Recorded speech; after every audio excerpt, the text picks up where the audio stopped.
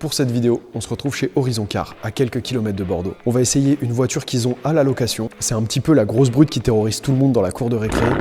C'est un peu le prince du drag race. J'ai envie de dire l'espèce de grosse catapulte américaine. Salut à tous, c'est Alex. Bienvenue sur Crazy Skull Company et bienvenue sur l'essai de la Dodge Challenger L4.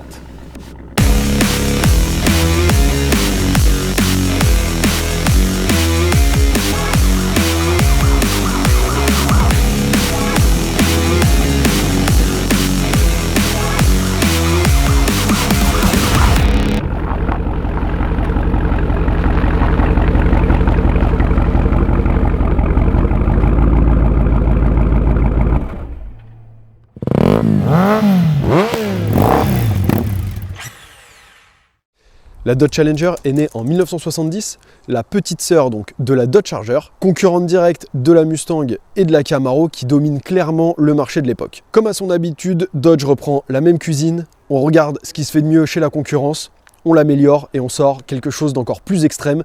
C'est la naissance de la Dodge Challenger. Donc dans les années 70, c'est pas le sujet de cette vidéo, nous on va s'occuper de celle de 2015.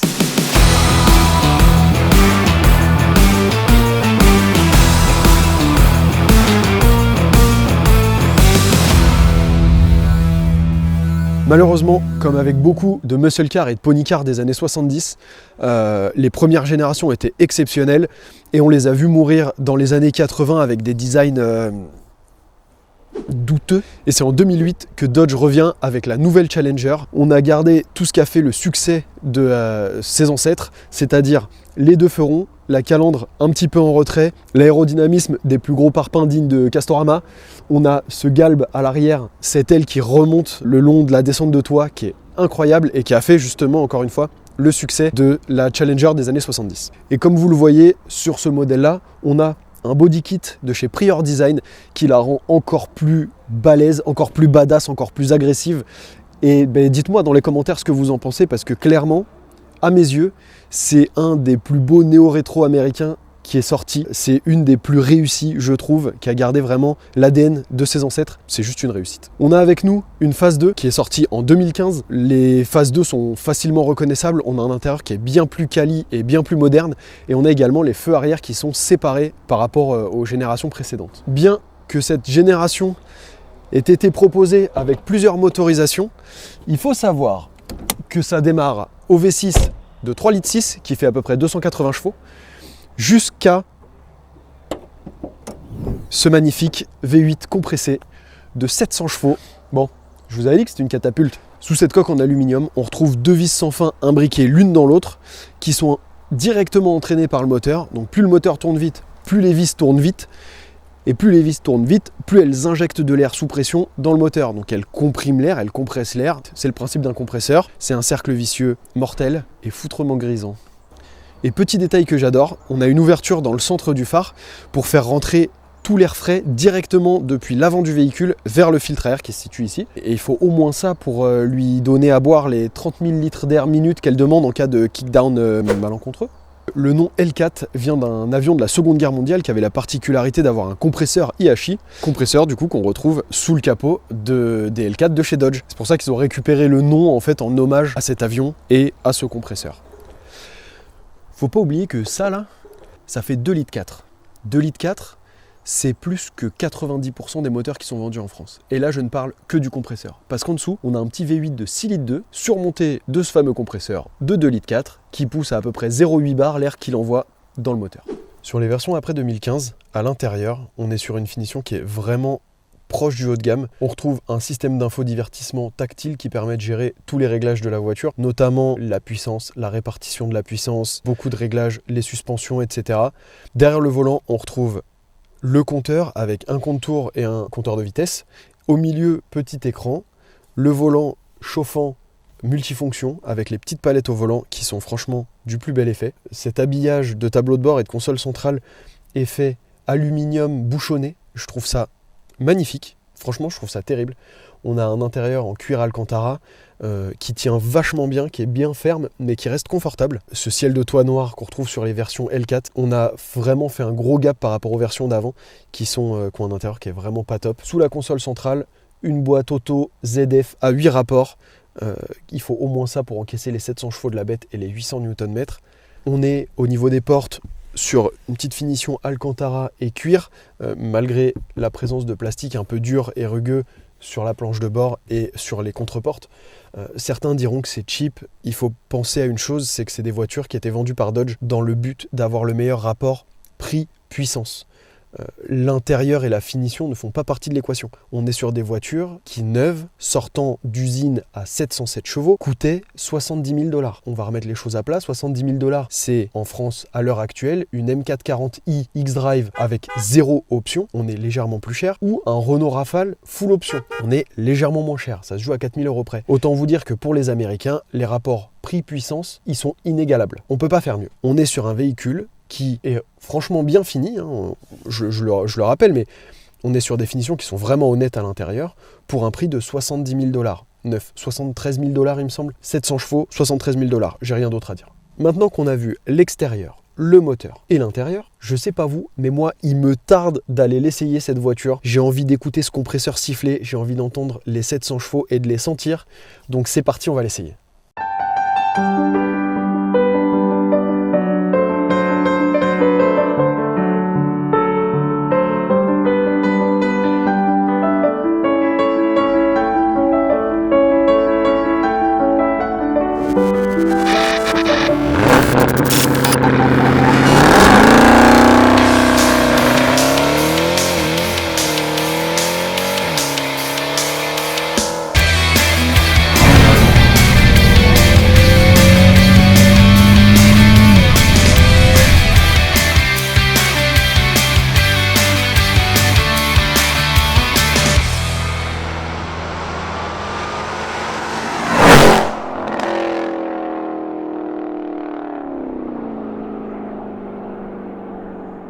Pour le confort du micro, on a fermé les clapets. On les ouvrira tout à l'heure, vous inquiétez pas. Donc on est avec Rémi, propriétaire de cette petite Dodge Challenger L4. Les suspensions sont hyper fermes. C'est des combinés filetés et ouais, c'est raide. Ah, c'est choquant. C'est très tapu, c'est pas l'américaine bateau quoi. Ah ouais. On en parlait hors caméra, la voiture est montée avec des combinés filetés. Et ça change complètement la tenue de route de la voiture. C'est ce que tu me disais, hein, tu as essayé. Ouais, c'est ça, vraiment, ça apporte vraiment de la tenue de route et de la sécurité. On se sent à l'aise. On n'a pas peur, on se sent pas emporté vers l'extérieur avec le poids. Ce qui peut être assez commun avec des grosses muscle cars américaines comme ça ou pony cars. Par contre, ouais, c'est vraiment très très ferme. En revanche, les sièges sont hyper confortables. Ah, c'est des canapés. C'est vraiment, on peut faire 800 km, il n'y a pas de souci. C'est un le truc seul de fou. problème, ça sera la station essence. Ouais, bon. Ça dépend, si c'est 800 km d'autoroute, ça va. Oui, ça va, sur autoroute, ça va. La conso est raisonnable. Mais t'es à combien à peu près on peut tomber à moins de 10 litres. Mais vraiment, en roulant très très très tranquillement, on peut pas toucher à la pédale quoi. Dès qu'on va toucher à la pédale, on va monter 15, 16, 17. On 30, est satellisé. Ah, si on y touche vraiment à la pédale, on va se faire satelliser. Ouais. Ah, c'est un peu cool. Moi, j'aime beaucoup l'intérieur. Je trouve que, j'en parlais tout à l'heure, après 2015, ils ont fait vraiment un gros glow-up sur l'intérieur. Avant, on était sur un intérieur vraiment qui était plastique, qui était vraiment pas ouf. Et là, ils ont fait vraiment quelque chose de joli et fait un peu alu bouchonné. Et, ouais, puis même c'est assez bien fini, je trouve. Ouais. Il y a beaucoup cette réputation des Américaines mal finies, avec tous les plastiques qui craquent, où c'est pas vraiment joli. Ouais. Et honnêtement, c'est qu'une réputation qui est pas fondée. Pas sur ce modèle. Après, si tu regardes les Américaines des générations précédentes, malheureusement, c'est un peu le cas. Hein. On est sur des plastiques qui sont pas très, qui mettent pas en valeur l'intérieur. Mais faut garder à l'esprit que sur certaines muscle cars, dont les Challenger, le but de Dodge, c'était de fournir un véhicule avec un rapport puissance-prix. C'était pas de fournir l'intérieur et les finitions et tout ça, ça fait pas partie de l'équation. On est sur des voitures qui font 700 chevaux, et je le rappelle, qui sont vendues 70 000 $. enfin la plus grosse L4, la Demon 170, merci. La Demon 170 était vendue 138 000 $ pour une voiture qui fait 1024 chevaux. Voilà, faut remettre les choses dans leur contexte. En Europe, une voiture qui fait 1024 chevaux, ça s'appelle une Bugatti et ça coûte des millions. Il n'y a pas de... Enfin, Audi, ils font... si, peut-être maintenant avec les e-tron et les hybridations et tout ça. Je crois qu'il n'y a que Tesla, la Model S Plaid, qui fait 1020 chevaux, qui pour le coup, pareil, vient des États-Unis et qui... elle est à 132 000 €, je crois, quelque chose comme ça. Ouais. Et sinon, c'est nous en Europe, on a vraiment très peu de véhicules qui vont dépasser les 1000 chevaux. Ça n'existe pas en fait, même chez nous carrément. Et on n'a pas... Ou alors sinon aussi, il y a la Rimac Nevera. La Rimac Nevera, ouais, mais on reste sur de l'électrique. Mais c'est de l'électrique et en thermique, quelque chose qui fait 1000 chevaux, à part avec des prépas. Ouais, voilà. On n'a rien. Honnêtement, il n'y a rien. Après, en Europe, il y a très peu de V8, à part chez les Allemands. Bon, après, évidemment, hors supercar, évidemment, Ferrari, Lamborghini, mais on a peu de puissance au-dessus de 1000 chevaux, quoi. Ah oui, c'est que de l'hybride. Ouais. C'est que de l'hybride. C'est que de l'hybride. Là, c'est du thermique pur, quoi. C'est du thermique pur. On a un moteur qui fait 707 chevaux, 6 litres 2.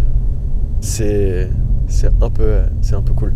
Bon, là, après, on est dans les petits villages et tout, donc on n'a pas eu l'occasion d'appuyer un petit peu. Franchement, ça a beau faire 700 chevaux, c'est hyper souple. La boîte, elle est franchement bien étagée. Oui. Elle est vachement bien étagée. C'est silencieux malgré... Bon, on a les clapets fermés, mais ça reste silencieux. C'est confortable. Après, ça reste silencieux. Parce que tu restes à 2000 tours. Parce que, ouais, vraiment, depuis tout à l'heure, j'ai pas mis ne serait-ce qu'un quart de la pédale. Vas-y, mets pour voir là. Je peux pas, elle est froide. Elle est froide encore, ok. Elle est froide, il faut attendre un peu, toujours respecter la mécanique. On va respecter la mécanique, pas de problème. Donc on en a parlé tout à l'heure, cette voiture, donc elle appartient à Rémi. Rémi qui est le fondateur de Horizon Car. C'est ça, exactement. Tu fais de la location de véhicules haut de gamme. Exactement. On a plusieurs véhicules à louer. On est un groupe en fait d'entreprises. On est plusieurs à bosser ensemble. Là actuellement, on a ce Dodge qui est à louer. On a un G63, un SL43 AMG. On a un RS3 367, une Lancia Fluvia Zagato. De 1971 qui a participé au rallye de Monte-Carlo. Donc c'est une petite pépite, c'est vraiment une petite pépite et c'est très pur à la conduite. Il n'y a pas de direction assistée, pas d'ABS, il n'y a vraiment rien. D'accord. C'est vraiment, vraiment pour le plaisir et c'est déjà pas mal. C'est déjà pas mal. Ouais, je confirme. Après, dans ta boîte, vous faites aussi, dans ce petit groupe d'entreprises, vous avez aussi du dépôt-vente. Du dépôt-vente. C'est ça exactement. On a pas mal de véhicules en dépôt-vente, on fait surtout du véhicule haut de gamme. Ouais, ok. Et voilà, pour ceux qui seront intéressés à aller voir ça, vous pouvez aller directement voir sur Instagram ou directement sur internet, vous tapez EJCar, vous allez trouver mon collaborateur qui fait lui du dépôt-vente. Et il y a Authentic Car aussi, qui fait du dépôt-vente, qui sera plus du dépôt-vente commun. Grand public. Voilà, exactement. Grand public. Ok, de toute façon, vous pouvez retrouver tous les liens. Je vais vous mettre tout ça dans la description. Comme ça sera pratique si ça vous intéresse. La petite TTS qui est rentrée ce matin, config magnifique. Et le RS4, il n'y a rien à dire en fait. C'est un RS4. C'est un RS4. Il est flambant neuf, il est magnifique. C'est pas le genre de voiture que vous allez retrouver sur la chaîne, mais on est sur des véhicules qui sont quand même plutôt agréables. Bon, la boîte elle met du temps à chauffer. Ouais. C'est surtout la boîte en fait, il faut vraiment que la boîte elle soit chaude. Ouais, parce qu'elle encaisse quand même... Elle prend 990 Nm de couple, je crois, quelque chose comme ça. Enfin, dans les 900 Nm de couple. Elle est reprog Elle est 100% d'origine. 100% d'origine. Le seul truc qu'il y a sur cette voiture, c'est les combinés filetés et une admission d'air AFE. Mécaniquement, c'est la seule chose qui qui a été modifié dessus. Et après, par contre, esthétiquement, elle a un guide Prior Design qui lui donne un look un peu... Encore plus méchant. Ouais, ça fait un peu Mad Max. Ouais. Avec les rivets apparents, ça lui donne vraiment un air un peu plus badass à l'origine. Ah, clairement, elle est incroyable. Elle est incroyable. Par contre, tu vois, moi je suis pressé d'entendre le petit sifflement du compresseur là. Le petit oui. Après, on peut se permettre de faire un petit peu sans abuser parce que. Oh oui, ah si, on l'entend. Ah oui, on l'entend. Oh, j'adore.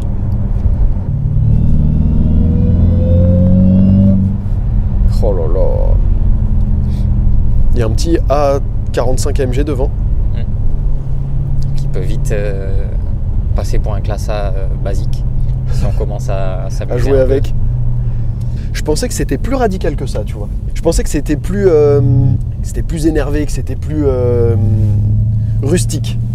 Cette voiture la Challenger, je pensais que c'était plus rustique. Je suis jamais monté dans une Challenger avant. Et je pensais que c'était plus rustique. Après, il faut se dire que là, quand j'ai accéléré, on était au quart de pédale. Ouais, je me doute que...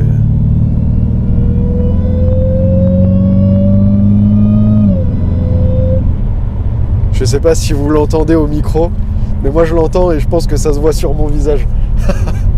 Après, je sais pas si je peux me permettre d'ouvrir peut-être un peu la fenêtre. Ouais, on va ouvrir les fenêtres, on va les laisser... On va l'entendre beaucoup. On va les laisser profiter un peu.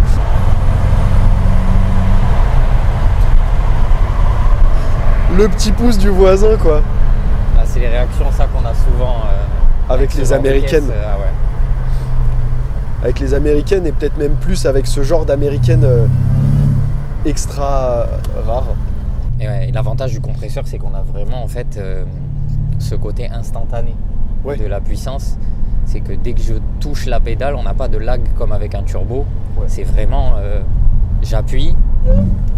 Ça part sa mère. Instantané. C'est instantané. Il n'y a pas de lag, de quoi que ce soit. C'est vraiment... et c'est plaisant, mais ça peut vite être dangereux par contre. Ouais. Ouais, parce que le compresseur, faut savoir que le compresseur est entraîné directement par le moteur. Et en fait, c'est un cercle vicieux de stupidité pure. Et tu sais que cette voiture, quand elle est sortie, il y a des assurances américaines qui refusaient de l'assurer parce que Dodge eux-mêmes ont dit que c'était une voiture qui était trop puissante pour l'usage de tous les jours. Ouais, c'est n'importe quoi. C'est n'importe quoi. Quand même les Américains commencent à dire que c'est trop puissant, faut commencer à se poser des questions un peu. C'est comme si, je vais dire un truc, mais BMW a sorti un S1000 RR et ils disent faut pas l'utiliser, hein, c'est trop dangereux. Bah ouais, c'est pour ça qu'on l'achète. C'est parce qu'on est des gogoles et qu'on aime ce côté peut-être je vais mourir, mais c'était bien.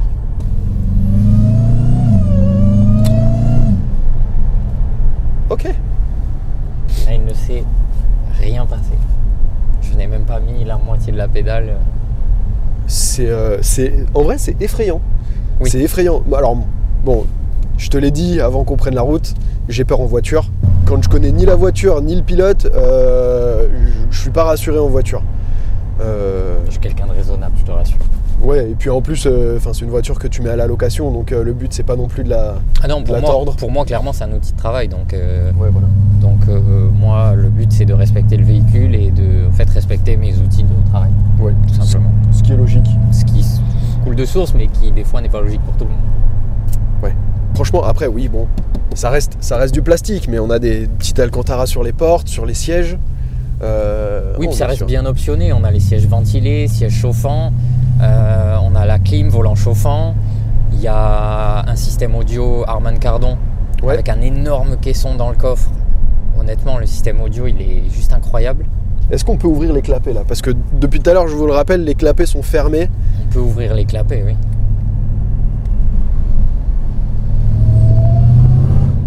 Ah ouais. Ouais, il y a une belle différence. C'est un peu cool. Ah oui, encore. Là, vraiment. Bah oui, là, on est à 30 km/h. On est à 30 km/h depuis tout à l'heure. Il y a des travaux partout. C'est un enfer. On est à 1700 tours minute. Je veux qu'il accélère, mais il peut pas. C'est très smooth. Non, ouais, malgré les combinés en soi, quand la route est défoncée, on le sent. Ouais. Mais sinon ça reste quand même. Ça reste roulable, c'est agréable. Ouais, carrément. Est-ce que tu t'en sers tous les jours, toi, de cette voiture? Alors, mon côté raisonnable me dit que non. Ok. Le côté passion fait que j'ai du mal à... À la laisser dans le garage. J'ai du mal à... j'ai une 307 à côté, pour tous les jours. Ouais. Quand je suis devant les deux et que j'ai les deux clés à la main et que je dois choisir... Le petit papy nous a regardé, il était trop content. Ouais, je comprends que ça... C'est très vite compliqué en fait de se dire, bon allez, on va prendre... Ouais, la raison prend difficilement le dessus sur la passion. C'est compliqué, ouais. Ça fait combien de temps que tu as cette voiture? Ça fait un peu moins d'un an. Ah ouais, putain. Et t'as quel âge? Ça fait un peu moins d'un an, moi j'ai 26 ans. T'as 26 ans. Après moi vraiment, c'est parce que j'ai l'entreprise, que c'est une activité professionnelle. Ouais. Parce que sinon, clairement... T'aurais peut-être pas pris ça? J'en aurais déjà pas l'utilité et même financièrement parlant, on va pas se mentir, si moi je ne rentabilisais pas la voiture, T'aurais pas les moyens de ça. Non. Déjà de l'acheter peut-être? Voilà, exactement. Enfin, en soi si, mais c'est juste le côté... mettre tout cet argent juste dans une voiture qui ne me rapporte rien. Ouais. À l'heure actuelle, pour moi, dans ce que je veux faire de ma vie, je trouve ça idiot. Ok. Voilà. Ok, ça s'entend complètement. Ça s'entend complètement. Et c'est, malgré le côté passion, c'est quand même très réfléchi, quoi. Ben, on essaye de lier l'utile à l'agréable, n'est-ce comme pas? on dit. Ah, par contre, les Dodan, t'es obligé de les prendre à 2 km/h parce que elle est super basse. Elle est vraiment très basse. Elle est super basse et du coup, oui, ça frotte. Le moindre Dodan, ça frotte, ouais.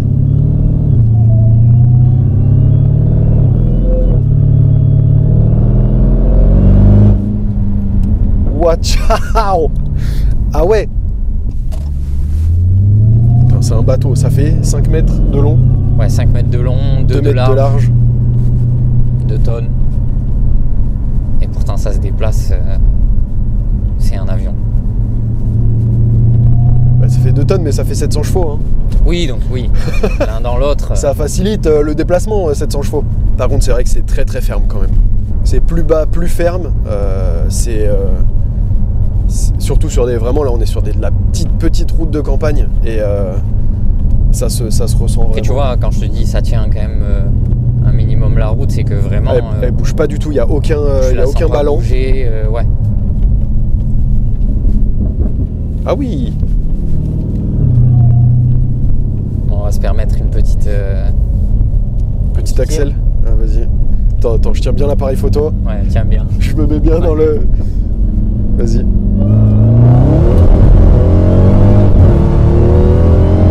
Ça freine? Oui, ça freine très très bien. What?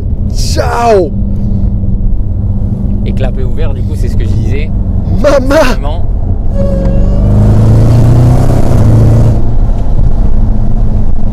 Oh waouh! Oh, 700 chevaux! 700 chevaux, ça marche! Ah ouais, ça marche. Et ben tu vois, j'avais essayé un C63S qui faisait 600 chevaux, hyper efficace, tout ce que tu veux. En termes de sensation, rien à voir. Mais là, c'est vraiment de la brutalité. En fait, tu prends une grosse claque de 700 chevaux. Mais c'est aussi le côté compresseur. Et c'est le côté compresseur. C'est le côté compresseur, c'est que c'est instantané. En fait, on a tout direct. Ouais. Dès que je touche à peine la pédale, ça on a direct ce gavage d'air qui rentre dans le moteur et qui fait que du coup, on a ce couple instantané. Un C63, il y a le turbo, c'est un biturbo. C'est un biturbo, ouais. Donc il y a du lag un peu au turbo et forcément ça... Il n'y a pas grand lag. Il n'y a pas grand lag. C'est le biturbo aussi qui fait que... C'est le biturbo, je sais pas comment ils sont étagés, mais il doit y en avoir un en bas, un en haut. Ou... Oui, en général, il y a beaucoup de biturbos, c'est comme ça. T'en as un en bas, un en haut. Mais là, moi justement, j'aime bien le côté catapulte du compresseur. Ouais. C'est assez violent et j'aime beaucoup. Là, je t'explique. Elle est en clé rouge. Parce qu'il y a deux clés. Oui, je sais. Il y a une clé noire à 500 chevaux. Ok. Et il y a la clé rouge où t'as tout. Moi, je roule qu'avec la clé rouge. Ok. Parce que je trouve que c'est indigne de rouler avec la clé noire. C'est la clé, mode valet. Non, c'est surtout que pour quelqu'un qui n'est pas habitué à la voiture, la clé noire, c'est approprié. Vraiment. Ça se défend. Là, t'as tout.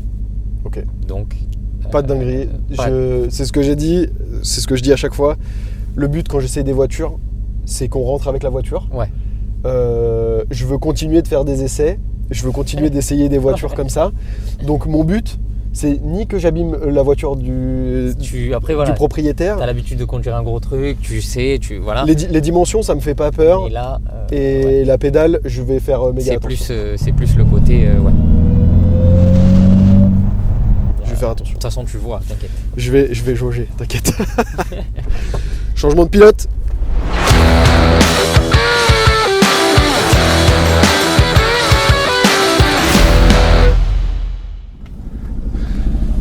Je vais juste...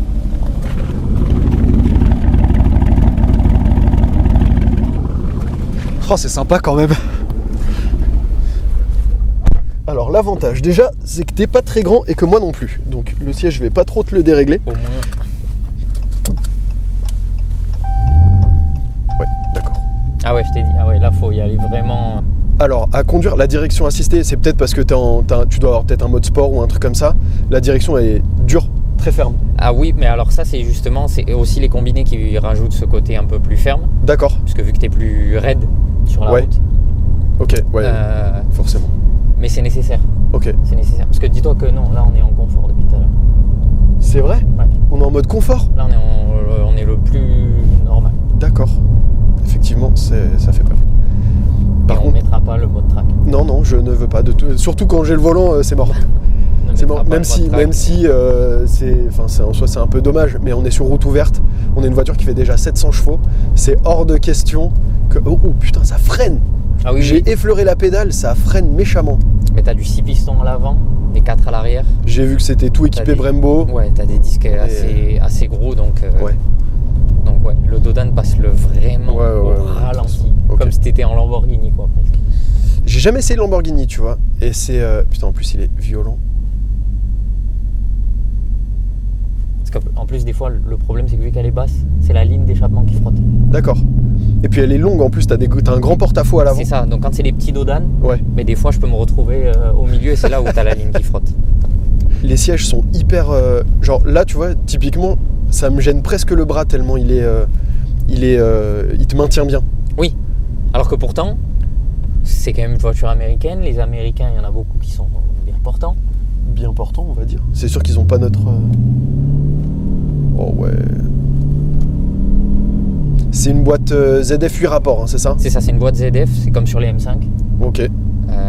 C'est une 8 rapports et après en fonction du mode que tu mets, la boîte va réagir. Je suis désolé mon gars, mais je sors pas du tout de la route. Va réagir différemment. C'est marrant parce que ça fait la même taille que la mienne, mais j'ai l'impression qu'elle fait 10 fois la taille. Parce que t'es beaucoup plus bas. T'es couché T'es par beaucoup terre. plus bas, t'es renfermé un peu plus dedans. Ouais. Donc t'as moins cette impression de.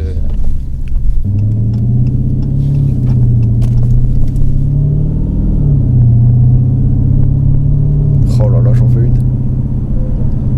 C'est très ferme, c'est très très ferme. Il y a une bonne reprise, Oui. Oui. étonnamment, Sache que ça me fait très bizarre d'être à côté. Ouais, je me doute. Waouh. La moindre petite accélération que je mets, je freine. Je peux mettre un petit, pas un kickdown, mais une petite accel. Tu peux, mais Ouais, après sinon je gentiment. vais te faire t'insérer sur. Ah, ok. T'insérer sur Sur la 89. l'autoroute. Enfin, sur la, ouais, c'est Ouais, enfin, je sais pas c'est- laquelle c'est, mais je crois que c'est ça. Ah oui, oui. Je vais te faire t'insérer là-bas. Comme ça, tu pourras un peu. Donc ton entreprise, vous êtes basé où? Donc on est à Montussan, dans la zone industrielle qu'il y a pas loin du McDo. Waouh. Ah, elle s'emballe vite en plus. Ah oui, c'est là le C'est directement. là. Mais fais attention quand tu vas mettre, parce que là, tu peux, là, à cette vitesse-là, tu t'écrases et se met en travers. Je vais pas écraser à cette vitesse-là. Et de Vas-y. toute façon, je vais écraser gentiment. Vas-y, fais-toi plaisir.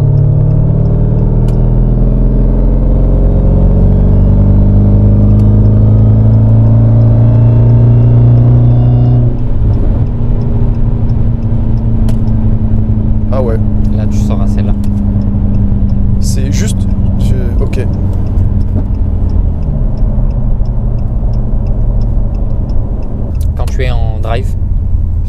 appuies une fois sur la palette, ça passe pas la vitesse, D'accord. ça la met en manuel. Ah, ok. Donc en fait, il faut appuyer 2 fois. Ok, c'est pour La ça que première j'ai fois, pas faut appuyer pu 2 fois sur passer la vitesse à la les palette. palettes. Là, tu prends ici. Excuse-moi, j'aurais dû te dire.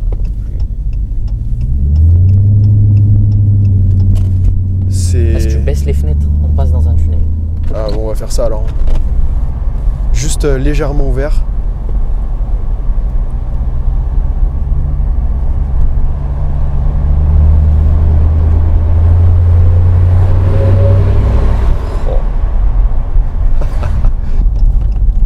C'est assez impressionnant, c'est... Oh, petite Aston Martin DBX. Joli.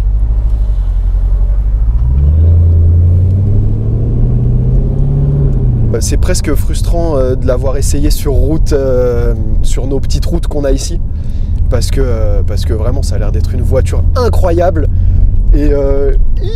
Ah, mais c'est... Ouais, elle demande un peu de temps à prendre en main. Même si en soi, ça se conduit assez facilement. Je pense que tu as remarqué ça se conduit très facilement. C'est quand même tranquille. Ouais. Mais c'est vrai que, oui, moi, quand je l'ai acheté, j'ai peut-être mis une bonne semaine et demie à la conduire tous les jours avant de vraiment mettre un gros kickdown écrasé à fond. Je peux comprendre. Parce que ouais, quand je voyais que même juste aux palettes, en me mettant un peu dans les tours, quand j'écrasais, elle bouge. Ouais. Ouais. Il va me dire, genre, je suis en 8 et j'écrase et... Et après quand t'es en 8 et que t'écrases, elle descend quoi, 3-4 rapports? Elle descend en 4. Ouais. Oh la vache. Ouais, je t'ai dit. Excuse-moi, j'étais un peu vite. T'inquiète pas. Je me le mange souvent ici, ce tronc. Par contre, effectivement, ça se conduit vraiment très bien. C'est très agréable à conduire. Est-ce que je te la mettrais pas en petite marche arrière là-bas? C'est impressionnant à conduire et c'est hyper agréable. Ouais. Je suis un peu triste de te la rendre parce que déjà je l'ai pas louée, ensuite je l'ai pas acheté et que c'est la tienne. Mais ouais, je suis un peu triste de te la rendre quand même. C'est une sacrée expérience de conduite. C'est pour ça qu'on la met à louer. Ouais, je comprends. Juste. Mets un vrai coup si tu veux. Oh ouais. Oh, c'est pas mal. Attends, petit là, juste. On n'entend pas trop le compresseur. Non, à l'arrêt tu l'entends. À l'arrêt tu l'entends pas. À l'arrêt tu l'entends pas trop. Il faut vraiment se mettre devant et fermer les clapets. Et là par contre tu l'entends gazer. Là t'entends que ça. T'es triste. Un peu. Je suis un peu triste de te la rendre. Mais bon, il faut. Après tu pourras revenir. Je pourrais revenir. Et en vrai, je pense que je vais revenir. Tu pourras revenir. De toute façon, il y a d'autres voitures qu'on fera peut-être ensemble. Oui, pourquoi pas. Parce qu'il y a de quoi faire. Pourquoi pas, carrément. Carrément. Putain, cette tête là dans la porte en face. Attends, je vais juste prendre ça. Voilà. Cette tête là dans la vitrine. Oh là là. Bon allez, on va descendre.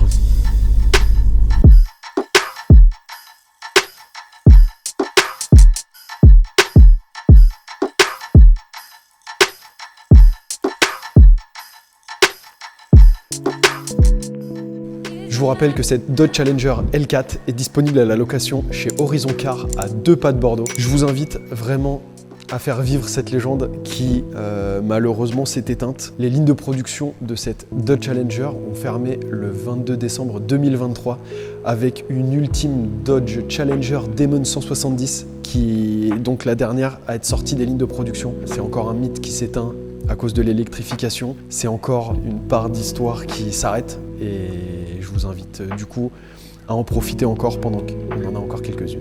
Sur ces tristes paroles, je vais vous laisser avec le son du V8. Je vous fais des bisous, prenez soin de vous, attention sur la route. Ciao.